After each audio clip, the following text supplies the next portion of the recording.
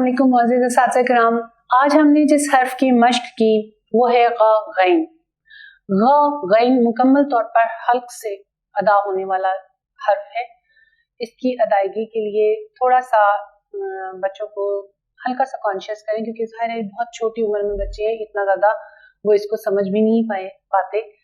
ग़ gain गुबारा, लेकिन जब वो लफ्ज़ को अदा करेंगे किसी भी चीज़ को, जैसे गुबारा, तो ग़ गुबारा, ग़ गार, ग़ गुलेल, ग़ गाजी।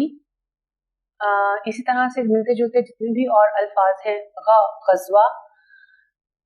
बच्चों को लफ्ज़ों की पहचान अशिया के जरिए करवाएंगे तो बच्चों को बहुत जल्दी याद हो जाता है। ग़ गुब्बारे उनकी पसंदीदा तरीन चीज़ है। बहुत से गुब्बारे हम क्लास में ला सकते हैं और उनको इसके अदायगी, तलफ़्फ़ुज़ और पहचान ज़्यादा अच्छे तरीके से करवा सकते हैं। ग़ गार के बारे में हम बता सकते हैं कि शेर जंगलों में रहता है, कुछ बहुत से और जानवर भी जो जंगलों में रहते हैं वो गार पत्थरों के गारों में रहते हैं। लिखने के लिए इसका बहुत ज़्यादा आसान और सादा तरीका ये है कि ऐन बच्चे चूँकि लिखना सीख चुके हैं, सिर्फ इसलिए अब हमें जोर इस बात पर देना है कि ऐन के ऊपर जब वो एक नुक्ता डालेंगे तो वो ग़ गैन बन जाएगा।